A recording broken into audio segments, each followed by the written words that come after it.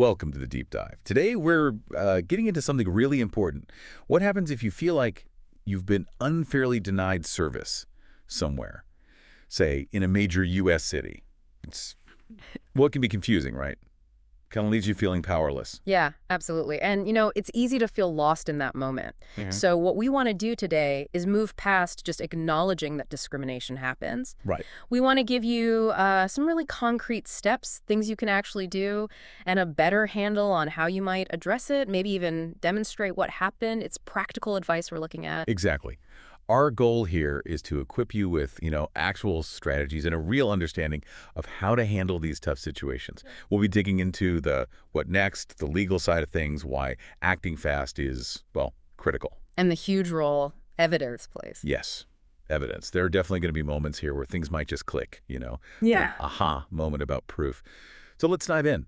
Someone feels they've been discriminated against, denied service. What's the absolute first thing right then and there? Okay, the absolute bedrock, the foundation, is documentation.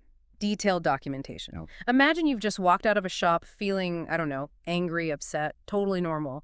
But if you're thinking about taking it further, you need to switch gears right away into fact-gathering mode. Okay, walk me through that. What does detailed really mean here? What specifics are we talking about jotting down immediately? Well, you start with the basics, the exact date, the time it happened, the specific address or location. Hmm. If you can get names of employees, great. If not, Descriptions. yes, detailed descriptions, what they looked like, maybe what they were wearing, and crucially, try to remember the exact words used. Both sides, what you said, what they said.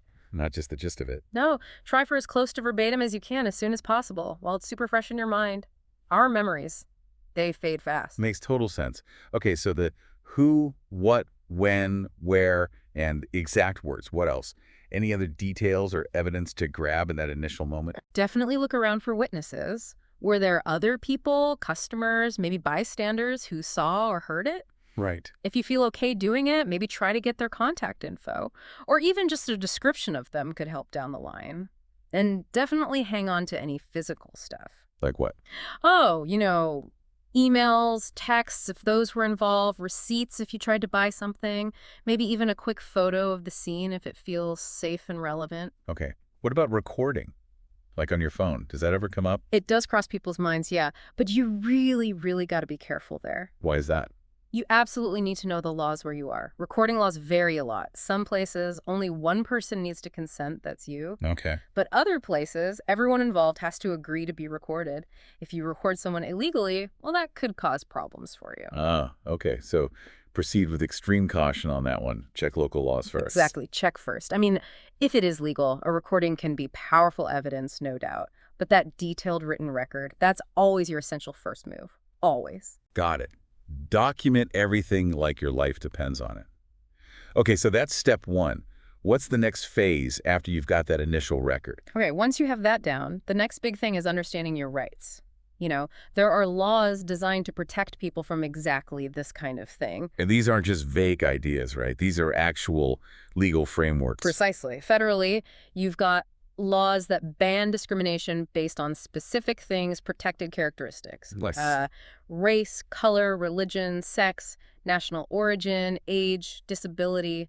Even genetic information is in there now. Knowing these categories is like the first step to figuring out if a law might apply to you. And I imagine this isn't uniform across the whole country. That's a really key point. Yeah. Many states and even specific cities, they often add more protections. So beyond the federal list. Right. You might find local laws protecting against discrimination based on, say, sexual orientation, gender identity, maybe marital status, things like that. So it's definitely worth digging into the specific laws in your state and your city. Okay, so if someone feels they were treated unfairly, they need to think about why. Does that reason connect to one of these protected characteristics, federal, state, or local? Exactly that. And then you also need to consider the context. Where did this happen? Like, was it a job thing? Housing? Yeah, exactly. Yeah. Were you applying for a job, trying to rent a place, just trying to buy coffee in a shop, or maybe it was at school? Because the specific laws and even who you report it to often depend on where it happened. Right. Okay. So there's not just one big discrimination reporting office for everything. No, unfortunately, it's usually split up. So for anything job-related, employment discrimination, the main federal agency is the Equal Employment Opportunity Commission. The EEOC. EEOC. Okay, got that one. EEOC. What if it's about housing, like renting or buying? For housing, you're typically looking at the Department of Housing and Urban Development. That's HUD. HUD, okay. HUD. Got it. And those public places, shops, restaurants, hotels. Yeah, public accommodations. Those often fall under your state or maybe even your local human rights commission. The names can vary a bit, so you might need to do a quick search for your specific area. Okay, state or local for public places. Makes sense. And schools. Education. For schools, colleges, universities, you generally contact the Department of Education's Office for Civil Rights, OCR. OCR. Okay, so let's recap quickly. EEOC for work, HUD for housing, state or local commissions for public spots, and OCR for education stuff. You got it. That's the basic map. That's super helpful. Now, besides these official government routes, are there other places people can turn for help? Maybe nonprofits? Oh, absolutely. Don't overlook local civil rights groups or legal aid organizations. They can often offer really fantastic support, sometimes guidance, maybe even help you navigate the process. Definitely worth checking out what's available locally. Good tip. Okay, so we've documented, we understand our rights better, we know roughly where to report it. What's the next critical piece people need to know? Time. The clock is ticking. You really have to act reasonably quickly. Ah, the deadlines. We touched on this. And these aren't suggestions, are they? No, not at all. They're usually pretty strict. For an agency like the EEOC, for example, you often only have 180 days to file a complaint. Wow, that's less than 6 months. Yeah, sometimes state laws might extend that to 300 days, but still, Yeah. it's not a lot of time. Other agencies have their own deadlines. The main takeaway is, don't sit on it. Right. If you wait too long, you could literally lose your chance to file an official complaint to use those channels. That window can slam shut. That urgency really hits home. Okay, so this all sounds, well, potentially overwhelming. Documentation, laws, agencies, deadlines. What about getting professional help? Lawyers. Yeah, talking to an attorney who actually specializes in discrimination law can be a massive help. They live and breathe this stuff. They know the landscape. Exactly. They understand the complexities. They can give you advice based on your specific situation. Just having someone knowledgeable in your corner, it can take a huge weight off. I can imagine. Just understanding the legal speak is half the battle sometimes. Totally. And look, many lawyers in this field offer free initial consultations, so it doesn't usually hurt to just make a few calls, talk about your situation. That's good to know. Plus, some work on contingency, meaning they only get paid if you actually win your case. That makes legal help more accessible for a lot of people. An attorney can guide you, help you organize your evidence, make your case stronger. Big difference. Okay. Now, we've covered the official routes, legal help, but the source material also mentions other avenues, like going public. Yeah. Sharing your story. What's the thinking there? Yeah, sharing your story, maybe with the media, maybe on social media. Sometimes, especially if it's a bigger issue with a well-known business or a government agency, that public attention can create pressure. Right. It can sometimes force a response or lead to change. It can, and it might also help you find other people who've had similar experiences, which could strengthen things later on. But the source adds a note of caution there too, doesn't it? Why be careful about going public? Yeah, the main thing is, well, going very public can sometimes complicate any formal legal action you're taking or planning to take. How so? It could potentially influence witness testimony, or maybe things you say publicly could even be used against you in court later. So it's a trade-off. If you're thinking about that route, you really need to weigh the potential benefits against those possible downsides. And ideally, Talk to a lawyer first. definitely talk to a lawyer first. The court of public opinion and an actual court of law, they play by very different rules. That's a really crucial distinction. Okay, so we know what to do right away, where to go, the importance of time and legal advice. Let's shift to the really tricky part. Actually proving it. The source is clear. This isn't always straightforward. No, it's often the toughest part. Because, discrimination isn't always blatant. It can be subtle, hidden, and as the source points out, the burden of proof, well, it falls on the person who experienced it. So it's not enough to just say you were treated unfairly.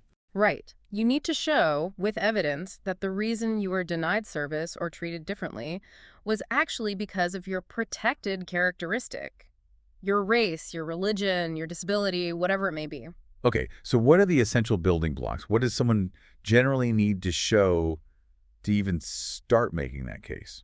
Generally, you're looking at 4 key things. First, you belong to a protected class. That's usually straightforward: race, gender, etc. Okay. Second, you were actually qualified for whatever service or opportunity you were seeking. You could pay for the coffee, you met the apartment application rules. Right. You are eligible? Third, you have to show you were actually denied the service or treated worse than others in a similar situation. Okay, denied or treated differently. And fourth, this is the critical link, the really hard part, and sometimes you need to establish a connection, a causal link between that denial or different treatment and the fact that you're in that protected class. So it's not just I'm part of Group X and I was denied. It's I was denied because I'm part of Group X. That connection. Exactly. Proving that motivation, that discriminatory intent, that's the challenge. How do you even do that? It seems like getting inside someone's head. Well, direct proof, like a confession or a blatant policy, is rare. That's why understanding the types of evidence becomes so important. The source talks about direct evidence, circumstantial evidence, and this thing called pretext. Okay, let's break those down. Direct evidence sounds pretty obvious. It is. It's the smoking gun, like you said earlier. Clear, unmistakable proof.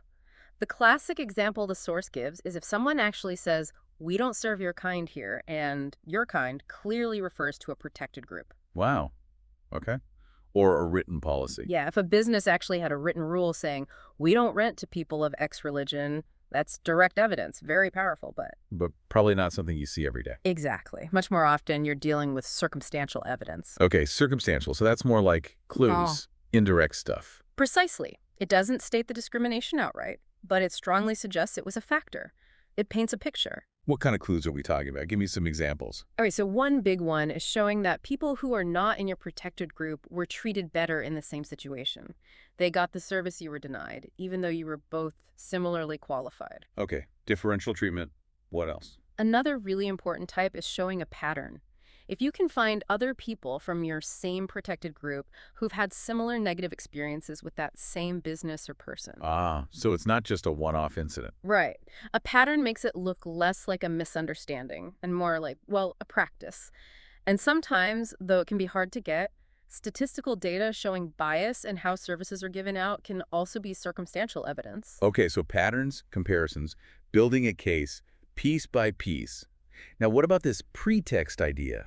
That sounds intriguing. Pretext is really interesting. It's when the reason someone gives you for denying service just doesn't seem true. It feels like an excuse, a cover story. Like they're making something up to hide the real reason. Yeah, exactly. The stated reason seems false, or maybe it's inconsistent with other facts. Think of it like, someone says they can't help you because they're too busy, but then they immediately start helping the next person in line who isn't in your protected group. Gotcha. Or the example you used earlier, the restaurant saying no tables, but you can see empty ones.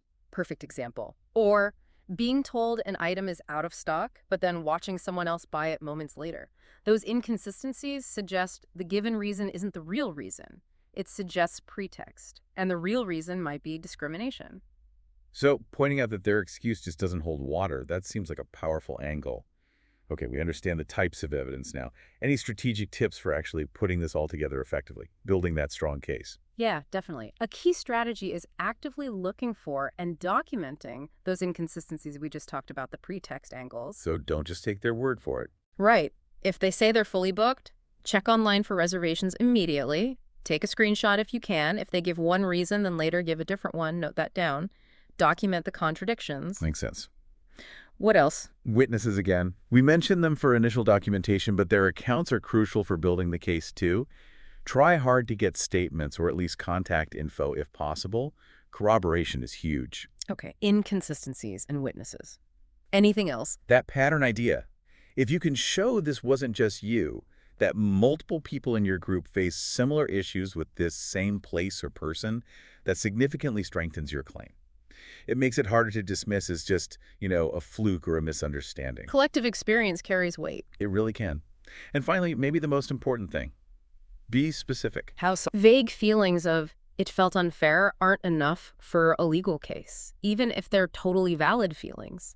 You need to clearly articulate what happened, how you were treated differently, and crucially, why you believe it was linked to your protected identity. Connect the dots clearly. Specificity makes the case much stronger. This has been incredibly insightful. It really highlights that proving discrimination takes work, takes evidence, takes strategy. It's not just about feeling wronged. The source does wrap up with a dose of realism, though. It does. It reminds us, look, these cases are often complex. They can be difficult. You need more than just your own assertion that you were mistreated. You need that evidence. Right.